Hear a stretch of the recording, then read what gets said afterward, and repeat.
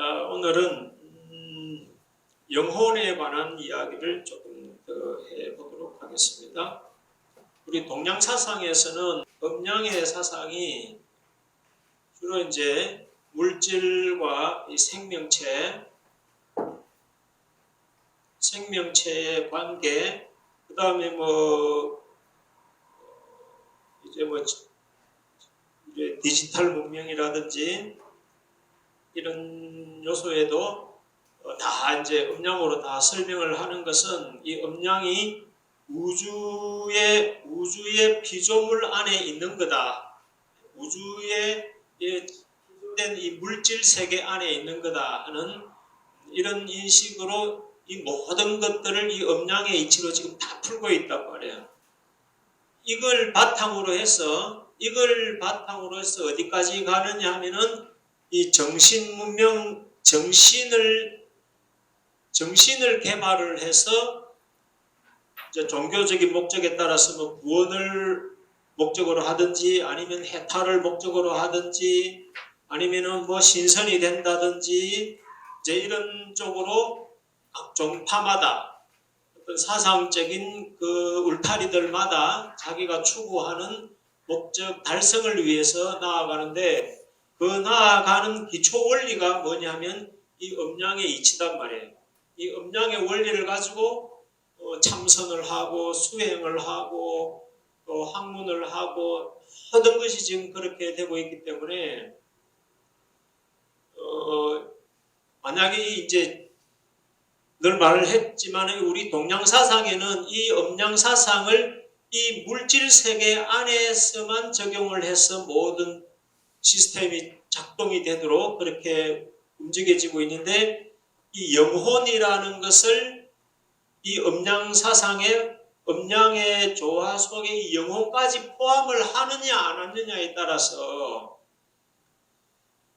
모든 사상적인 체계가 달라져야 되고 또 달라질 뿐만 아니라 이 정신을 수양하고 또 참선을 하든지 뭐 수행을 하든지 이 목적을 향해서 나아가는 이 과정에서도 이 영혼이 개입된 상태에서의 논리로 이걸 달성을 하느냐 아니면은 영혼을 뺀 상태에서 지금까지 우리 동양 사상에서 하던 그 방식을 그대로 계속할 것이냐. 이것은 영혼을 개입시키고 이해하는 것과 빼고 이해하는 것은 이 논리 자체가 과학으로 치면 이론이죠. 이 이론 자체가 근본적으로 다르기 때문에 만약에 영혼이라는 게 개입되어야 된다고 한다면 영혼을 빼고 지금까지 이론을 세우고 수행을 했다면 그 모든 것들은 도루묵이 될 수밖에 없는 거예요. 그럼 지금 우리가 동양 사상을 가진 사람들하고 이 접촉점을 물론 우리가 불신자들 전도한다는 것도 신경 써야 될 부분이지만 이런 세계에 젖어 있는 사람들에게도 진정한 구원, 진정한 이 해탈, 신선이 되든지 이 목적을 향해서 가는 길이 이게 개입되어서 그 논리를 가지고 수행을 해야 되는 그런 관계가 있다면 이것도 이해를 시키지 않으면 이걸 모르고 하는 모든 사람들의 수고가 완전히 도루묵이 될 수 있다는 거예요. 그런 부분이기 때문에 이 동양 사상과 이 성경과 천부경 세계와 성경 세계가 이 조화를 이룰 수 있고 또 통합이 될 수 있느냐는 것은 이 영혼에 대한 입장이 어떻게 다르냐 하는 것을 어떻게 조율시키느냐 이 부분인 것 같은데 지금 이제 영혼이라는 이 세계도 우리가 너무 이제 도외시했지만 이제 다시 이제 편입을 시켜야 된다면 이 영혼이라는 세계도 얼마나 거대한 세계이고 이쪽 세계가 거대한 것만큼 이쪽 세계도 거대하다는 것을 생각을 해야 된다는 거예요. 그러니까 이 영혼이라는 세계를 인정을 한다 안 한다에 따라서 이 논리 체계 자체가 완전히 달라진다는 거예요. 완전히 달라진다. 그런 의미에서 이 영혼을 어떻게 이해할 거냐. 자, 이쪽 세계 사람들도 조상신은 다 받아들인단 말이에요. 조상신은 다 받아들인단 말이에요. 그럼 조상신이 뭐냐? 영혼이단 말이에요. 그럼 이 조상신이라는 걸 인정을 하고 있다면 이 존재를 이 음양의 체계에 소속시켜서 전체 논리를 구성해야 되는지, 아니면 빼고 요건 빼고 우리 몸만 수용할 수 있는 쪽으로 해도 되는 것인지, 이런 부분들이 아주 진리를 찾고 이 도를 찾는 데 있어서는 근본적인 숙제가 될 수도 있는 그런 부분들을 지금 우리가 다루기 때문에 오늘은 이 영혼에 대해서 조금 다루어 보고자 합니다. 과연 그러면 이 세계는 이 물질이단 말이에요. 빅뱅으로부터 출발을 한 물질이단 말이에요. 그러니까 빅뱅 이후에 생겨진 모든 것들은 다 이 음양의 이치에 의해서 이게 발생이 됐다. 이건 틀림없는 사실인 거예요. 틀림없는 사실인 거예요. 그러면 이게 절대적인 진리가 되게 하기 위해서는, 이 음양의 세계를 절대적인 진리가 되게 하기 위해서는 이 빅뱅 이후에 생겨진 모든 만물에 다 적용이 돼야 되는 거예요. 다 적용이 돼야 이게 절대적인 진리지, 어느 한 부분에서만 사용되고 다른 데는 적용이 안 되는 진리면 이건 절대적인 진리가 될 수가 없는 거예요. 그리고 이 음양사상이라는 것을 물질에만 적용시켜서 안 되는 이유가, 물질에서만 적용시켜서는 안 되는 이유가 뭐냐면, 이 음양이라는 것 자체가 태양과, 물질로 보면 태양과 달의 움직임이고 낮과 밤의 움직임이 근본이기 때문에, 예를 들어서 남반구와 북반구의 차이, 남반구와 북반구의 차이는 시간도 다르고 계절도 다르고 모든 것들이 반대로 돌아간단 말이에요. 그리고 더 근본적으로는 뭐가 달라지느냐면 이 별자리가 다 달라지는 거예요. 우리가 북극성이니 북두칠성이니 이런 이야기를 다 하고 있는데, 남반구에는 북극성이 없어. 북두칠성이 없어. 그럼 그런 사람들에게 이 칠성신앙을 어떻게 이해를 시켜야 되냐 이거지. 그러니까 이 음양사상이라는 것을 물질 세계만 가지고 이야기한다면 이것도 지역적인 제약을 받을 수밖에 없는 부분이라는 거예요. 그러면 음양사상이 이게 음양오행이니 그 다음에 뭐 별자리 가지고 하는 거니 이 모든 것들이 그러면 상대적인 진리냐? 그런 건 아니라는 거예요. 그럼 절대적인 진리라고 말을 한다면 사실은 이 음양사상의 포인트도 이 영혼까지를 다 망라하는 논리라야 지역이며 환경이며 위치에 따라서 차등되는 그런 모든 것들을 다 초월할 수 있는 음양의 논리가 될 수 있다는 그런 점을 우리가 꼭 이해를 해야 되겠다는 겁니다. 자, 그러면 이 조상신까지는 인정을 하고 있는데 이 조상신의 범주가 얼마나 많아요? 지금까지 죽어간 영혼들이 얼마나 많습니까? 그 많은 세계가, 그럼 이 눈에 보이는 우주 세계가 있는 그만큼 또 거대한 영혼의 세계가 또 있다고 봐야 되는데, 이 영혼의 세계를 그럼 어떻게 이해를 해서 이 음양사상에 편입을 시켜서 논리를 새롭게 정립을 해야 될 것인가 하는 그런 부분들을 조금 다뤄보도록 하겠습니다. 자, 그러면 자, 우리가 지난 시간에 천지인 할 때 천지인을 이야기할 때 여기는 90억 년, 그죠? 138억 년이라는 긴 시간 전에서부터 시작돼서 90억 년간이나 긴 세월을 하늘이라는, 이 우주라는 하늘이라는 것을 만드는 데 시간이 갔다 이거죠. 그렇죠? 그리고 땅이라는 것을 만드는 데는 45억 년이라는 시간이 소요가 됐죠. 그리고 인간이 출현을 한 것은 그렇게 긴 시간이 아니다 말이에요. 좀 문명, 우리가 이제 이 정신 문명을 이야기할 때 이 정신 문명을 이야기할 수 있는 인간의 생태계는 뭐 한 10만 년이면 되지 않을까? 우리가 마고성인이 뭐 이런 이야기하는 것들은 다 10만 년 범주 안에서 이야기될 수 있는 범주들이란 말이에요.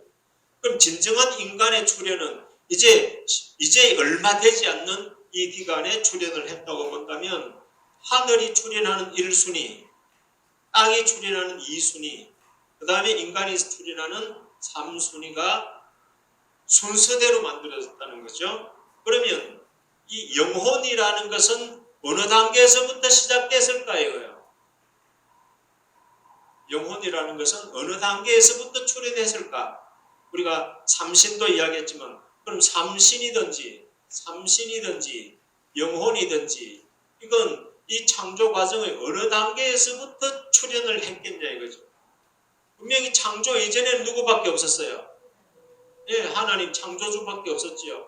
이 창조주에 대한 이야기도 다음에 한번 시간을 내서 따로 이야기를 한번 하겠습니다만은 그러면 이때는 하나님 삼신도 없었어. 하나님 한 분밖에 없었단 말이에요. 그 한 분이 이제 이렇게 순리대로 창조를 해갔는데 그럼 삼신은 언제부터 생기고 영혼은 언제부터 생겼냐 이게. 자, 삼신은 조금 어려우니까 그러면 생각해 봅시다. 이 우주 만들 때 그러면 천신을 만들었나? 땅을 만들 때 그러면 지신을 만들었나? 인간을 만들 때 그러면 인신을 만들었나? 그리고 신이라는 게 있고 이 신이라는 게 있고 천지인이 이렇게 생긴다고 한다면 그럼 천신이 먼저 있고 그러면 천지가 하늘이 만들어졌나?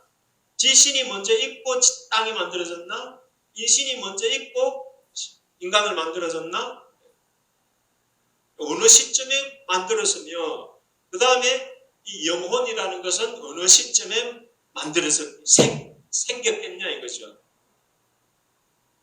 자, 이런 부분들이 이제 구체적으로 들어가면 이제 문제가 되는 부분들이죠.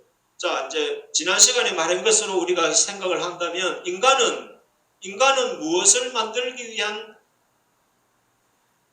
매개체라 그랬죠? 이 영혼 세계, 신의 세계를 만들기 위한 그러니까 인간이 있기 이전에 어떤 생명체도 뭐 풀도 있었고 코끼리도 있었고 다 있었겠지만 그들의 생명체를 가지고는 이 영혼 세계를 만들 수는 없었던 거예요.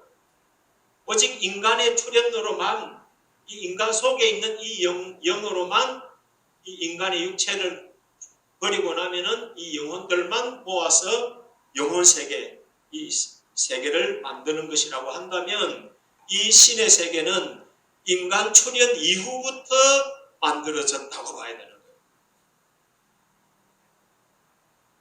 자, 이제 여기서 우리가 조금 생각을 해봅시다. 자, 그러면 이 영혼은 재료가 뭐냐? 영혼은 재료가 뭐냐? 과연 이 우주 안에 있는 물질이냐 하는 거죠.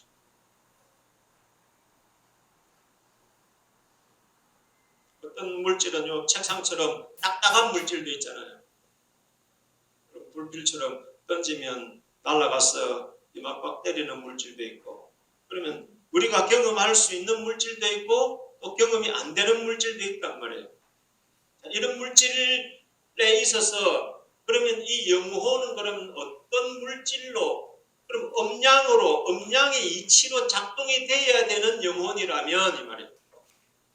음양의 이치로 작동이 돼야 되는 영혼이라면 이 영혼도 빅뱅 이후에 생겨진 그 어느 물질에 의해서인가 이 영혼도 만들어져 있어야 되죠. 자, 이 물질에 대해서 조금 내가 물리과학자는 아니지만 아니기 때문에 식이나 공식 같은 거는 내가 풀어주지 못하지만 그냥 일상적인 지금 과학자들이 밝혀놓은 그 이치만 가지고 조금 정리를 한번 해보겠습니다. 이 물질 세계도 참 재밌는 게 많아요. 이런 게 대해 관심이 없을 때는 그냥 하나님이 만물을 창조했다 이런 막연한 생각만 했는데 이제 관심을 기울이다가 보니까 어떻게 창조했지? 저 물질 하나 이렇게 색다른 종류의 물질들 생명체들이 있는데 이걸 어떻게 하나님이 다 창조했지? 이런 식으로 막연하게 생각을 했는데 이제 이런 데 관심을 기울이다 보니까 이게 추적이 되는 거예요. 추적이 되는 거예요. 자, 물질 이야기를 조금 해야 해요. 자, 물질 이야기에 앞서서 여러분들 조금 호기심을 좀 자극하기 위해서 이 블랙홀이라는 말 들어봤죠? 이게 맞나? 한글도 어려워요. 자, 블랙홀은 물질일까요? 아닐까요? 블랙홀도 물질이지. 빅뱅 위에 생긴 거니까 물질이죠. 블랙홀은 만약에 여러분들이 블랙홀에 빠지면 어떤 일이 생길까? 예?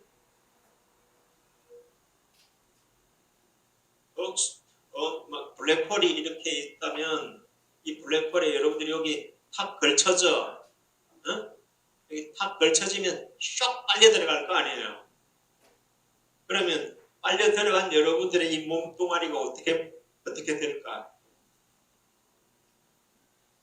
이런 생각은 별로 할 시간이 없죠, 그죠? 그러니까 오늘 인문학 강의 듣는다 생각하고 한번 생각해 보세요. 블랙홀에 내 몸이 빠져들어가면은 내 몸이 어떻게 바뀔까? 변할까? 잘 모르겠죠? 확인하죠? 만약에 여러분들을 세탁기 탈수기에 집어넣고 돌리면 어떻게 될까?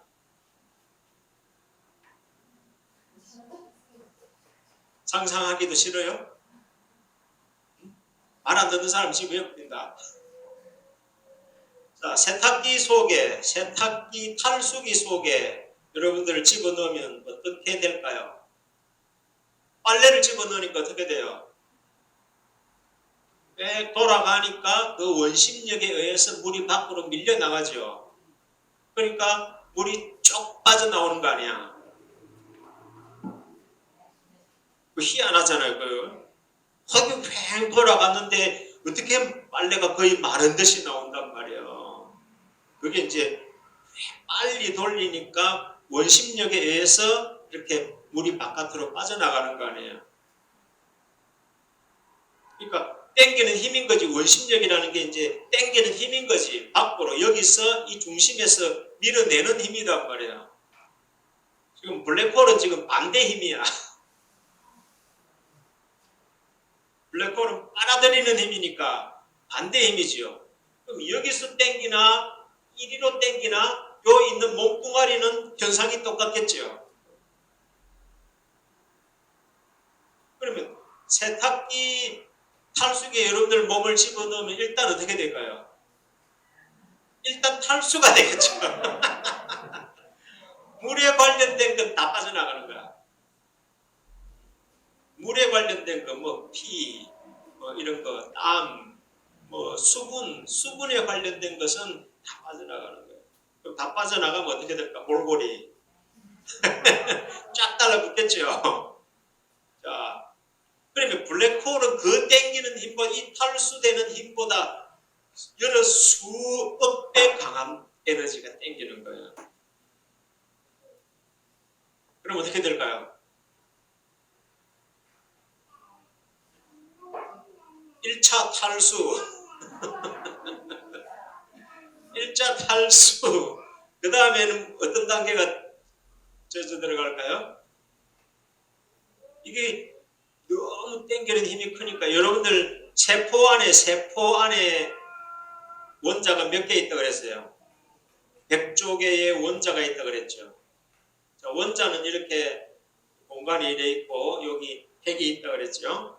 그러면 이런 원자가 이렇게 이어져 가지고 이제 우리 몸뚱아리를 만들어 가는데 1차적으로는 탈수가 진행이 되고 2차적으로는 이 원자와 원자 핵 사이의 이 공간이죠. 네? 이 공간이 다 빨려나가는 거야. 그러면 탈수만 될 때는 어때요? 탈수만 될 때는 피만 빠지고 그러면 살갗하고 뼈하고는 이제 붙어버릴 거 아니에요. 그죠? 거기다가 이 원자와 원자 사이에 이 공간이 다 빠져나가는 거야. 다 빠져나가면 어떻게 될 거야? 형체도 이제 없어져 버리는 거예요. 네? 형체도 없어져 버리는 거예요. 그게 이제 두 번째 단계. 세 번째 단계는 뭘까요? 이 핵 속에도 이렇게 쿼크라는 걸로 안에 또 구성이 되어 있어요. 그 공간까지 다 빠져나가. 그 공간까지 다 빠져나가는 거예요. 제가 지난번에 이야기를 한번 했죠. 이 지구, 우리 사람 한 몸이 아니라 이 지구 전체의 이 원자를, 공간들을 싹 다 빼버리고 딱 액기스만 모으면 어느 정도 크기가 나온다 그랬어요. 실제 물질은 소금 한 개 있는 크기는 어때? 이 지구 얼마나 커요? 저 아파트 얼마나 커요? 저 어마어마한 지구가 이 지구가 그럼 블랙홀에 빠진다. 그러면 이 공간들이 싹 다 빠지고 요 소금 알갱이 하나 정도의 크기의 물체만 여기에 딱 달라붙는 거예요.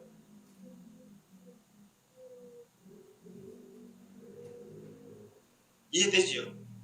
이해는 되나요? 반면에 이제 블랙홀 이야기 하다가 요새는 무슨 이야기를 하느냐니까 화이트홀이라는 이야기를 해요. 우리 은하계가 이렇게 있으면은 여기 이제 블랙홀이 있단 말이에요. 그러면 블랙홀에 걸려드는 건 지구 같은 별이든 아니면은 뭐 바위 덩어리가 날아다니다가 여기 쑥 들어가든 뭐든지 들어가면 다 빨려 들어가는 거야. 우리가 빛도 못 빠져나온다 이야기하죠. 네? 빛도 입자야. 빛도 입자란 말이에요. 이런 원자 같은 입자란 말이에요. 빛도. 그러니까 그 빛을 구성하고 있는 입자들이 이 공간까지 다 빠져나가 버리니까 빛이 없어져 버리는 거지. 그러니까 블랙홀은 아무런 형체가 안 나오는 거예요. 빛이 관측이 안 된단 말이에요. 빛조차도 못 빠져나오니까. 자, 그런데 이제 화이트홀이라는 건 뭐냐니까, 뭐, 예를 들어서 지구 같은 거를 막 수천 개를 여기서 먹었다 칩시다. 그러면 알갱이는 결국 소금 덩어리 몇 개밖에는 안 남고 나머지는 다 빠져나가고 없어져 버리는 거야. 없어져 버리는데, 어쨌든 이 어마어마한 질량에 해당되는 뭔가 에너지체는 어떤 형태로든지 변형이 될 거 아니에요. 질량 보존의 법칙. 네? 아인슈타인이 말하는 에너지는 질량의 mc 스퀘어. 여러분들 한 사람 한 사람이 여러분들 몸무게가 60kg면 이 60kg 곱하기 빛의 속도의 제곱을 또 곱한 그 분량만큼의 에너지가 여러분들 몸뚱아리에 다 들어있다는 거야. 이런 원리로 핵무기가 나오는 거야. 플루토늄, 우라늄 무게 10kg 정도의 무게에 또는 20kg 정도의 무게에 빛의 속도의 제곱을 했으니까 30만 킬로미터의 제곱을 했으니까 그걸 곱한 숫자만큼의 에너지가 나오는 거예요. 그게 핵무기의 위력이야. 여러분들 몸뚱아리에도 다 그런 에너지가 있다는 거야. 그걸 지금 엉뚱한 대로 다 분산을 시켜서 그렇지. 그러니 질량은 여기 빠져들어가서 흔적도 없어져 버리죠. 그런데 그걸 구성하고 있는 이 에너지체는 어떤 형태로든지 이 블랙홀 속에 이렇게 있는 거죠. 그게 축적이 되고 이제 물질이 막 빨려 들어오다가 보면 이 에너지는 축적이 될 거 아니에요. 그게 어느 순간 용량이 넘치고 나면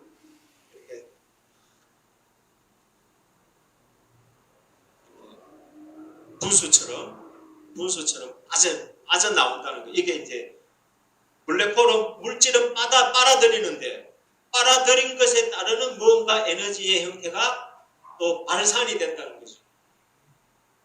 발산되는 걸 화이트 홀이다 이런 얘기를. 블랙홀은 빨아들인 것 계속 빨아들이다가 보니까 에너지가 이렇게 쌓이면은 그게 이제 또 폭발해서 밖으로 뻗어나가죠. 그것이 이제 우리가 과학자들이 말할 때 이 상태가 빅뱅이 있기 이전의 우주 상태가 아닌가 이렇게 이제 논리적으로 설명을 하는 거예요. 재밌죠? 이야기로 들어보면 재밌는데 이걸 공식으로 풀어 들어가려고 그러고서 송유건이가 막 이런 공부하는 거야. 어린 천재 있었잖아요. 자, 블랙홀의 관계는 이제 그런 입장인데, 자, 이런 것들이 이제 그래서 이게 이제 중력에 관련 이 블랙홀이라는 것의 실제 비밀은 뭐냐면요. 저 태양이 우리 지구의 100만 배 크기 아니에요. 저 태양의 수십만 배, 수천만 배 또는 수억 배가 되는 태양의 수십억 배가 되는 크기의 물체가 하나의 콩알만한 크기로 압축이 됐다고 생각해 보세요.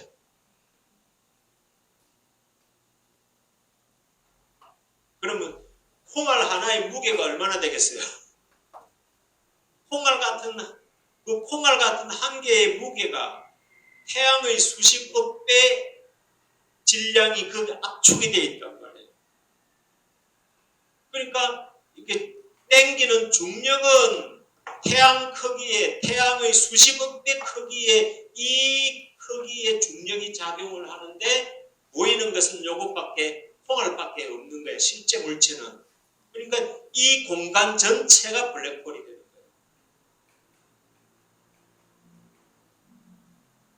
거예요. 이 공간 전체가 수십억 배 되는 태양 크기의 그 공간 전체가 블랙홀이 되는 거예요. 그 이상 또 중력권이 작동되는 그 영향력 범위까지도 사실은 다 블랙홀이 되겠죠. 우리 태양에도 지금 태양계 전체가 태양 중심으로 돌잖아요.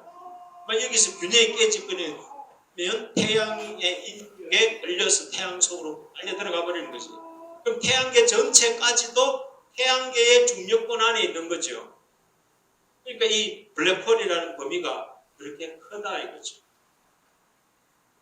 지금 이제 얼마 전에 우리나라 과학자가 중심이 돼가 이 블랙홀 중심으로 일어나는 그 현상들에 관련된 에너지들 다 모아가 찍어가 이제 블랙홀 찍었다고 인터넷에 며칠 전에 나왔어요. 한 달 가 됐어. 자, 그만큼 이 우주라는 것은 우리가 오늘 지금 물질 이야기 하려고 하다가 그랬는데 물질이라는 것이 우리가 지금 보고 경험할 수 있는 이 물질의 범위의 상상 밖의 물질들도 있다는 것을 좀 이해를 해야 된다는 거예요. 그런 것들을 우리 영혼을 구성하는 물질을 이해하는 데 조금 도움되라고 내가 이야기해 주는 거예요. 자, 그 다음에 이제 이 물질에 대한 이야기를 조금만 더 하면은 이런 이야기 자주 할 시간이 없으니까 오늘 이야기할 때 촬영을 해놨다가 여러분들 심심할 때 한번 끄집어내서 복습 삼아 들어보면 우주 만물을 이해하는데 아주 과학적인 의미도 있고 철학적인 의미도 있고 여러 가지 신앙적인 의미도 있고 아주 심오한 게 들어있어요. 그런 이야기를 지금 다 할 수는 없지만 조금 원리적인 것만 좀 이야기를 할게요. 자, 이 지구상에 지금 많은 물질이 있어요. 그 많은 물질이 어떤 물질이 있나 이렇게 묻는다면 기본적으로 여러분들 화학 시간에 물리 화학 시간에 원소 주기율표 있죠. 들어봤죠? 원소 주기율표에 있는 그 원소들이 이 지구상에 또는 우주에 구성하고 있는 기본 원소들인 거예요.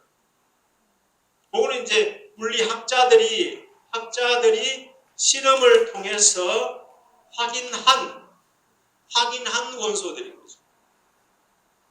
그 외에 확인이 안 된 미립자, 힉스 요 근래 이제 힉스 발견했다 이런 이야기 하죠. 또 여러 가지 쿼크 상태 또는 렙톤 상태, 이거는 이제 이런 것들은 원자 핵보다도 핵을 쪼갰을 때 나오는 또 더 소립자들, 또 이제 상상 속에 지금 촉근, 이런 것들은 이제 이 원자 세계를 쪼갰을 때 더 깊이 들어갔을 때 나올 수 있는 물체들에 대한 이름들을 지금 이렇게 붙여놓은 거예요. 자, 이런 촉근이라는 것은 아직도 과학적으로 규명이 안 된 그런 물체들이 있는 거죠. 자, 우선은 우리가 이야기할 수 있는 것은 이 원소 주기율표에 나오는 이런 원소들이 지금 우리가 말할 수 있는 물질 세계의 기본 요소들이라는 거예요. 뭐가 재밌냐 하면은 거기에 보면 한 130개 정도의 원소들이 있어요. 원소들이 있는데 이 원소들의 이 질서가 어떤 부분이 재밌냐면은 이 원소들의 이 수백 개의 이 원소들을 구성하고 있는 재료는 똑같은 거예요. 재료는 똑같은 거예요.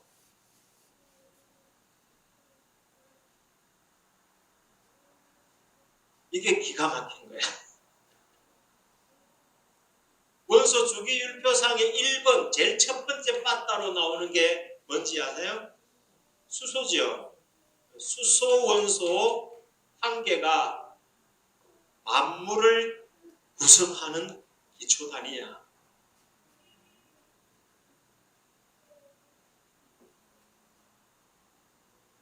왜 1번이냐 하면은 이 수소 원소는 이 수소 원자를 구성하는 원자의 양성자가 딱 한 개밖에 없어. 양성자가 한 개밖에 없어. 그리고 이 주변을 돌고 있는 전자도 딱 한 개밖에 없는 거야. 그러니까 빅뱅이 이후에 최초로 나오는 물질인 거예요. 최초로 나온 물질. 그러니까 빅뱅이 뻥 터지고 난 뒤에 그 안에 온도가 어마어마한 온도인 거야.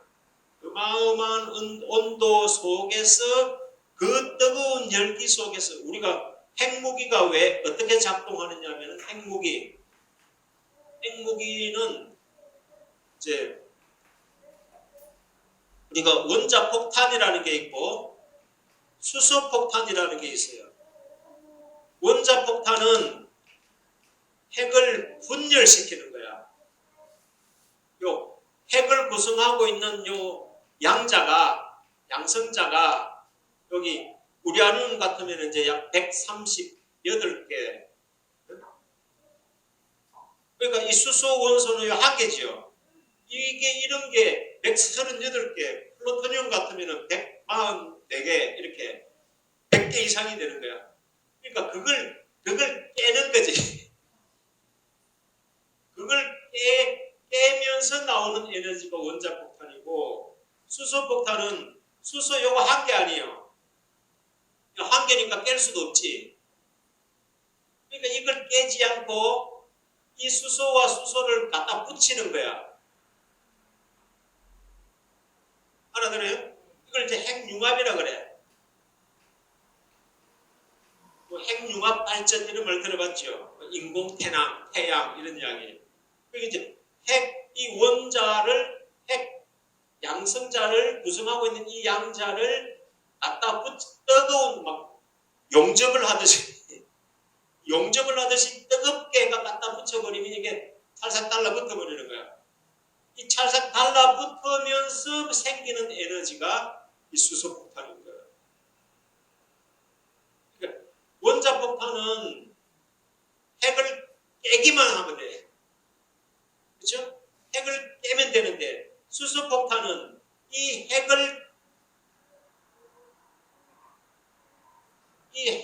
핵 무기를 터뜨려 가지고 수소 원소를 붙이는 거야. 알아들어요? 무슨 말인지? 그러니까 수소폭탄은 기본적으로 핵무기가 있어야 수소폭탄을 만들 수 있는 거야. 그러니까 어느 게 수준이 더 높은 거야. 그렇죠. 그래서 북한이 최근에 이제 마지막 핵무기 실험을 한 건 요 수소폭탄 실험을 했다는 거지. 그러니까 이미 핵무기 개발은 끝났고 수소폭탄 단계로 이미 진입을 했다고 말하는 게 이제 북한 핵 문제의 본질이란 말이에요. 그러니까 깰 때도 우리 철사를 막 자르려고 이렇게 하면 어때요? 그 열 생기죠. 그런 것처럼 그걸 두 개를 붙여가 망치로 때려가지고 붙이면 어떻게 돼? 거기도 열이 생기는 거야. 그러니 이 수소 원소 한 개를 원자 한 개에다가 또다시 수소를 한 개를 더 갖다 붙이면 이게 양성자가 두 개가 되는 거야. 두 개가 되면은 우리 같으면 여러분들 한 사람 둘이 붙여놓으면 사이좋게 붙여놓으면 두 사람이 되잖아요. 근데 이건 두 개를 갖다 붙여서 한 개를 만들어버리면 헬륨이 나오는 거야. 전혀 다른 물체가 나와버리는 거야. 여기다가 한 개를 더 붙이고 또 한 개를 더 붙이고 이게 6개를 갖다 붙이면은 이게 6개를 갖다 붙이면은 탄소가 나옵니다. 거기다가 한 개를 더 붙여서 7개를 만들면 질소가 나오고 거기다 한 개를 더 붙이면 산소가 나옵니다. 8개가 산소. 거기다가 쭉 계속 갖다 붙이면 새로운 물질이 한 개 더 갖다 붙이면 새로운 물질이 계속 나오는 거야. 금을 만들려면 79개가 붙어야 돼. 한 개를 빼면 78개가 되면 백금이 되고 한 개를 더 붙이가 80개가 되면 수원이 돼.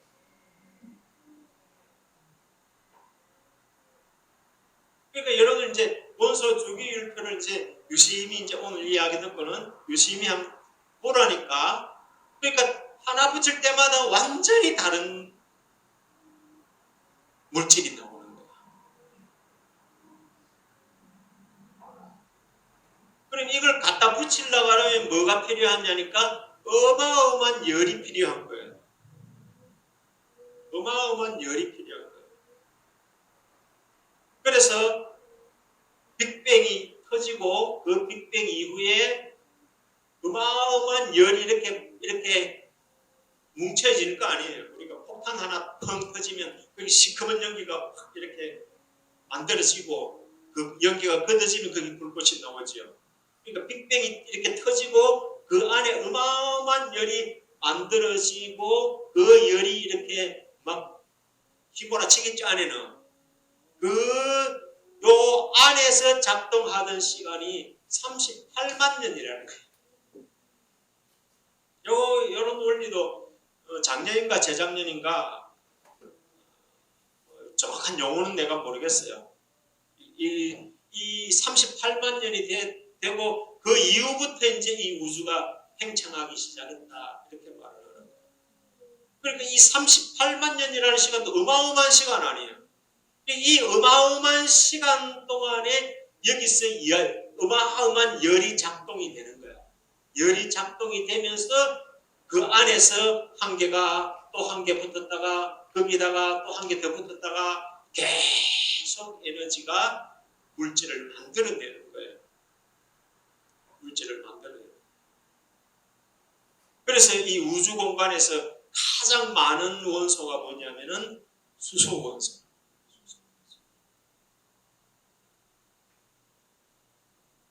그 다음 단계가 뭐냐면은 재밌나요? 그러니까 여러분들 이걸 이제 우리 인문학적으로 철학적으로 신앙적으로 한번 풀어볼까요? 나 나하고 여러분들이 딱 1대1로 만났어요. 그러면 그냥 적당한 사회 같으면 두 사람이 가는 거야. 이게 영혼까지 결합이 된 두 사람이 한 사람으로 합쳐지면 완전히 딴 사람이 돼요. 여기다가 6명 뭉치면 어떻게 되겠어요? 6명 뭉치면 완전히 다른 탄소 같은 생명체가 또 나타나는. 그러니까 여러분들 한 사람 한 사람의 에너지들이 진짜 유기적인 화학적인 결합을 해야 되는 거예요. 오순절 얼마가 다락방에 그 성도들이 뜨거운 성령의 은혜의 불길 속에서 완전히 한 몸이 되었을 때는 핵무기의 폭발력이 나타나는 거예요. 우리는 지금 왜 그런 에너지가 안 나오느냐? 그렇게 안 뭉쳐있거든. 그렇게 안 뭉쳐있으니까 그런 에너지가 안 나오는 거예요.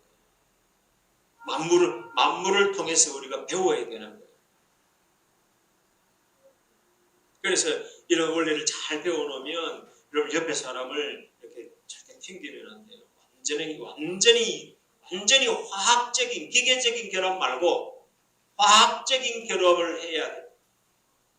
볼트 너트로 이렇게 억지로 끼워 붙이는 결합 말고 완전히 녹아서 합체가 돼서 완전히 새로운 물체가 탄생이 될 정도로 결합을 완벽하게 해버려요.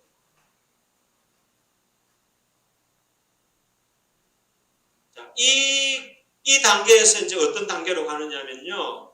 계속 이제 이 38만 년 동안에 이 뜨거운 열기가 뭉쳐있는 동안에 각 가지의 이제 물체들이 만들어지는 거예요. 그 안에는 별들도 만들어지겠죠. 수많은 별들도 만들어지고 은하계의 기본 구성들도 막 그 안에서 막 만들어지고 그러니까 이게 범위가 엄청 큰 거야. 지금 우리 아궁이 생각하면 안 돼. 그런데 이제 26번째가 철이거든요. 26번째까지는 이 상태에서 물체가 계속 만들어지는 거예요. 근데 철부터 그 다음 걸부터는 이제 그냥 안 만들어져요. 그냥 안 만들어지고 이제 여기서 만들어진 별들이 있을 거 아니에요. 그죠? 우리 토성 같으면 완전히 가스로 만들어져 있다 그래요. 천왕성, 명왕성이 가스처럼 되어 있다 그러잖아요. 그러니까 그 앞에 25개까지의 어떤 원소들끼리 뭉쳐서 별이 되든지 아니면 한 종류가 뭉쳐서 별이 되든지 이런 식으로 이 우주 전체에는 그런 각가지 별들이 있다는 거예요. 그래서 다이아몬드로 만들어진 별도 있다는 이야기 들어봤죠? 자, 그런 식으로 다이아몬드라 그래봤자 6개 탄소야, 탄소. 그러니까 25개까지는 그런 식으로 이제 자연 발생적으로 열만 공급이 되면은 이제 서로 이제 합체가 되는 거야. 합체가 되는데 이 철부터는 이제 그렇게 만들어지는 게 아닌 거예요. 철부터는 이게 첫째는 무거운 거야. 무거워. 이런 물체들은 어떻게 나오느냐 하면은 이 상태에서 수많은 별들이 만들어질 거 아니에요. 그렇죠? 수많은 별들이 만들어져서 이제 수명을 다 하는 거야. 수명이 다 해가지고 이 별들이 초신성이 되어가지고 수명이 다 할 때 초신성이 되어가지고 폭발을 해서 해체가 되는 게 이제 별의 수명이 끝나는 시간이거든요. 그러니까 그 초신성이 되어서 폭발을 해서 그럼 예를 들어서 우리 지구가 폭발을 해봐요. 그럼 이 지구를 구성하는 흙덩어리, 돌덩어리, 막 여러 가지 막 지하 자원 이런 것들이 폭발을 할 거 아니야. 그러면 우주 공간으로 막 날아가겠죠. 그런 초신성의 폭발이라는 그런 매개체로만이 이 철 이후의 물질들은 만들어진다는 거예요. 그러면 우리 지구에 철이 많잖아요. 그러니까 철은 무거워가지고 안으로 모여. 그래 우리 지구의 내핵 속에는 제일 많은 게 철이라는 거예요. 그러니까 철이 많으니까 자기장이 형성돼가지고 자석 같은 이 역할을 지금 하고 있는 거예요. 방사능도 막아주고 그렇게 하는 거예요. 철이 많아서 그래요. 그럼 철이 그렇게 많다는 이야기는 이미 빅뱅 이후에 생겨진 별들에서 수많은 폭발이 일어나가지고 거기에서 나온 원소들이 온 우주로 돌아다니다가 지금 우리 별을 지구를 만들 때 이 안에 들어왔다는 거예요.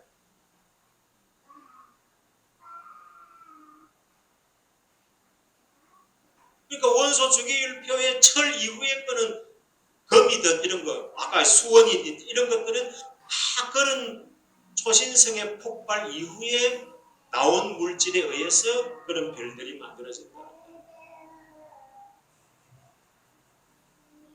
자, 그 외에는 이제 또 우리 인간들이 이제 인위적으로 조합을 해서 만드는 새로운 물질들도 원소 주기율표에 있어요. 그런 세 가지가 있어. 기본적으로 이런 자연 발생적으로 생긴 원소가 있고, 그 다음에 초신성의 폭발로 만들어지는 원소가 있고, 그 다음에 인간의 인위적인 작업으로 이제 원소가 만들어지는 거예요. 그러니 이제 그 금을 만드는 걸 뭐라 그래요? 어? 원소를 결합을 해가지고 금을 만들어내는, 갑자기 생각이 안 나네. 연금술. 그래서 연금술이 이런 원리로 작동이 되는 것이니까 논리적으로는 맞는 거야. 맞는 건데 이제 정확한 소재를 갖다가 제대로 갖다 붙여야 되지, 아무거나 막 열가한다고 금이 되는 게 아닌 거야. 그러니까 지금 다이아몬드도 인조 다이아몬드를 만들죠. 인조 다이아몬드를 만드는 거예요. 자, 이런 식으로 이제 물질이 만들어지는데, 그렇게 만들어진 물질들이 이 온 지구상에 음양의 원리로 지금 다 작동이 되고 있다는 거예요. 그러면 이 영혼을 만드는 물질은 뭘까? 그 이야기 하려고 지금 다 한 거예요. 영혼을 만든 물질은 뭘까요? 그러니까 지금 수소부터 시작해서 나오는 그 물체들은 이미 너무 크기 때문에 영혼이 될 수 없는 재료야.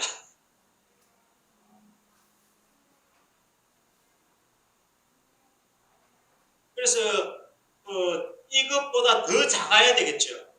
자, 우리가 예수님이 문을 닫았는데 벽을 뚫고 들어오셨어요. 그러면 그 영혼을 구성하고 있는 원소는 이 콘크리트의 공간을 뚫고 들어올 수 있어야 되는 거죠. 콘크리트의 공간. 아까 이 핵이 있고 원자가 이렇게 있으면 이런 원자들이 결합을 돼서 이제 물체가 될 거 아니에요. 그럼 영혼을 구성하는 우리 초미세먼지는 막 이 세포의 원소를 사이를 뚫고 들어오는 게 초미세먼지란 말이에요. 그럼 초미세먼지보다 더 작은 요소들로 이 영혼이 만들어져 있어야지. 그러니까 우리 몸 속에 있으면 뭐 티도 안 나. 우리가 1g도 안 나. 이해되겠어요? 그러니까 내 영혼이 자연스럽게 내 신체 속에 들어와 있어도 전혀 어떤 부작용, 만약에 여러분들 새 조각 하나 먹어봐. 몸이 이상이 생길 거 아니야. 그러니까 그 영혼이 내 속에 같이 이렇게 살아도 내 몸에 아무런 부작용이 안 느껴질 수 있을 정도로 그렇게 가볍고 미세한 그런 원소들로 우리 영혼이 만들어져 있는 거지. 재료의 이름은 앞으로 과학자들이 찾을 거고, 자, 일단 영혼이 물질이라는 것에 착안이 돼야 영혼이라는 것도 음양의 이치 속에 포함을 시킬 수가 있단 말이에요. 이게 안 되는 상태에서는 이게 설명이 안 된 상태에서 음양의 이치를 가지고 아무리 돌을 닦고 수행을 해도 절대로 신선도 될 수 없고 해탈할 수도 없고 구원의 영원한 생명이라는 것에 절대로 이룰 수가 없게 되어 있는 거야. 최고의 극적인 이 음양의 에너지가 이 영혼이라는 거예요. 이 신령세계의 이 조상신이든지 영혼이든지 이 우리가 성경이 말하는 성령이든지 이 영양, 이 음양의 결정적인 조화가 있어줘야 궁극적인 도 수행의 궁극적인 목적에 도달할 수가 있다. 아까 여기 원소 주기율표에 작동되는 그 원소들 간의 어떤 법칙을 지키지 않으면서 원소를 만들 수 있나요? 그 법을 안 지키면서 어떻게 원소를 만들 수 있겠어요? 핵무기가 그 법을 안 지키면서 어떻게 핵무기를 만들며 그 법을 안 지키면 라면 하나도 못 끓이는 거야. 그 원소들이 작동하는 법칙을 따를 때 라면도 끓여 먹고 밥도 해 먹고 자동차도 타고 스마트폰도 쓰고 이러는 거지. 그 법을 안 지키면은 아무런 과학적인 혜택을 볼 수가 없는 거예요. 마찬가지로 이 영혼을 포함시킨 이 도가 완전한 도가 나오기 전에는 아무리 수행을 하고 뭐 호흡을 하고 뭐 깊은 수행을 해도 막 40일 금식을 해도 교회 기독교 같은 뭐 철야 기도를 하고 금식 기도를 해도 절대로 이 구원이라는 것을 받을 수가 없는 우리가 구원을 받는다고 표현하는데 사실은 구원이라는 그 천상세계에 내가 이르러야 된단 말이에요. 그냥 구원을 그냥 티켓 주듯이 이렇게 나눠주면 구원 받았어요 이렇게 생각하는데 이거는 지금 우리 기독교 세계에는 영혼의 존재는 생각을 하면서도 이 법을 모르기 때문에 그냥 구원은 티켓 받는 듯이 그렇게 받는 걸로 생각하고 있고 우리 동양사상에서는 이 영혼을 빼고 생각하고 있기 때문에 그 빼고 수행을 하고 도를 닦고 뭐 탁발을 하고 별짓을 다 해도 진정한 신선의 길에 들어갈 수가 없었던 거예요. 우리가 뭐 신선도 따른다고 뭐 산속에서 도 닦고 수영 기르고 솔잎 먹어가면서 가끔씩 TV에도 나오가 막 이렇게 방영도 하고 이런 사람 아무리 봐도 그런 사람들이 뭐 그렇게 신선처럼 오래 살지도 않고 신통력을 부리는 것도 아니고 그냥 다른 사람 늙어 죽는 시간에 똑같이 늙어 죽고 특별하게 수명이 더 길지도 않아. 그건 뭐냐? 이론 자체가 도 자체가 잘못되어 있는 도를 수행을 했기 때문에 아무런 그냥 내 몸을 조금 더 사는 동안에 내 몸을 조금 더 건강을 하게 한다든지 또 마음의 욕심을 비웠기 때문에 좀 편안하게 산다든지 그러다가 도둑놈 죽을 때 같이 죽는 거야. 평생 못된 짓 한 놈 죽을 때 같이 죽는 거야. 똑같이 수명이 그렇게 특별하게 뭐 길어지는 것도 없이. 그건 왜 그러냐? 이 도 자체가 잘못되어 있다. 도라는 것이 이 이론이다, 진리다. 이 자체가 잘못되어 있는 걸 가지고 도를 수행했기 때문에 아무런 소용이 없었던 거라고. 그래서 이제는 이 영혼이라는 것도 물질 세계에 포함을 시켜서 새롭게 도를 새롭게 구성을 해요. 논리를 지금 새로 짜야 되는 거야. 지금까지는 다 헛방이야. 자, 우리가 세상 말세에 뭐 메시아가 온다, 또는 미륵이 온다, 뭐 이런 식으로 뭐 정도령이 온다, 이런 식으로 표현을 하는데 기독교에서 메시아가 온다고 해서 교회 모양으로 오는 게 아니단 말이에요. 미륵이 온다고 해서 저 법당에서 절에서 오듯이 그렇게 오는 게 아니단 말이에요. 이 존재는 교회 모양을 띠면서 절 모양도 띠면서 이 다른 종교의 모양을 다 띠면서도 거기에 속하지 않는 또 초월적인 존재로 오는 거야.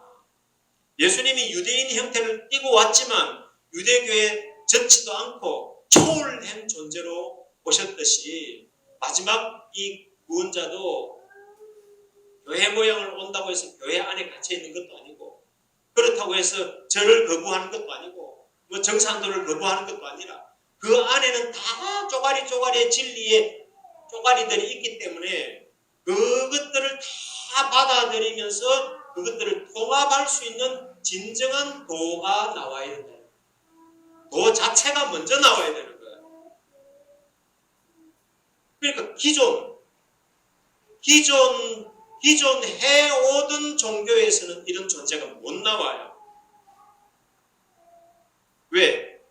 기존 해오던 종교에서는 이미 잘못되어 있는 도를 가지고 수행을 했기 때문에 그 안에서는 나올 수가 없는 거예요. 자, 예수님을 생각해 보면 예수님이 어렸을 때는 유대인들 안에서 그 안에서 가르치는 성경 배우고 그것과 토론하고 이렇게 하시다가 그걸 깨닫고 난 뒤에는 그 세계를 초월을 하죠. 그러니까 어릴 때는 교회도 다니고 절도 다니고 할 수 있어. 근데 다 자라버리면 그 세계를 다 털어버리고 초월된 새로운 제3의 어떤 신앙 형태, 도의 형태가 나와야 된다. 그게 논리적으로는 지금 이 영혼계와 이 물질계의 완벽한 결합이 이론적으로 정립이 먼저 돼야 돼요.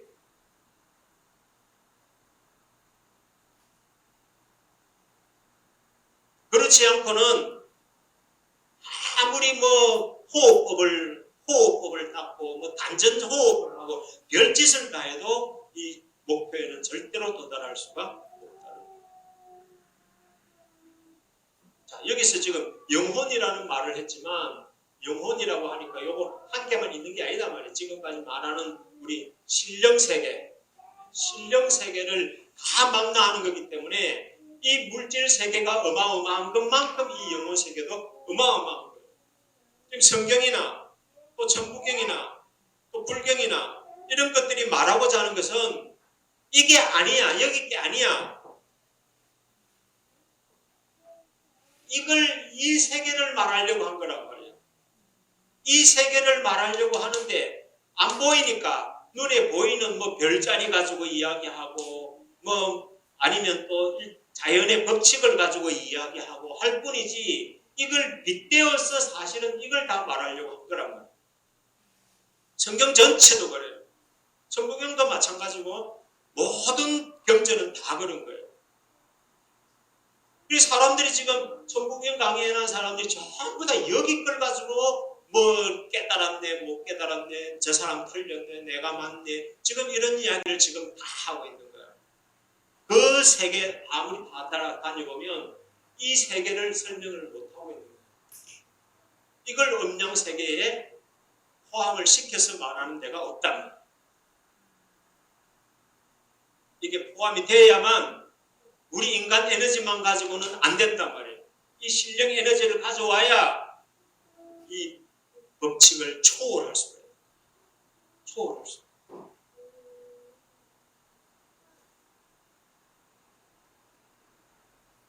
자, 영혼이라는 것이 어떻게 물질인지, 그것이 어떻게 음양의 이치 속에 포함되어야 하는 것인지 이제 간략하게 말을 했는데, 다음 시간에는 이게 이제 풀어져야, 이게 이제 이해가 돼야 다음 이야기를 할 수 있어서 오늘 이 이야기를 한 거야. 천부경에 가면은 1023, 지23, 인23 이런 말이 나와요. 앞에 보면 1011, 지12, 인13 이 말이 나왔죠. 그거는 이제 천지인이 나오는 순서를 이야기한 거고, 요거는 근본적으로는 여 위의 법칙을 이야기하는 거야.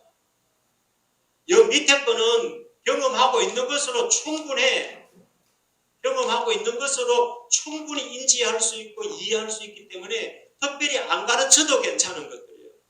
이미 나와 있는 음양론만 가지고도 충분하게 먹고 살고 사회생활을 하고 하는데 다 적용할 수 있는 것들이고, 모르고 있는 부분이 이쪽이기 때문에 이쪽에 관련된 비밀을 풀어준 게 이 용어다. 이게 이해가 돼야 이게 완벽하게 풀어지는 거예요. 그 이야기는 다음에 다시 하도록 하겠습니다. 자, 오늘은 여기까지로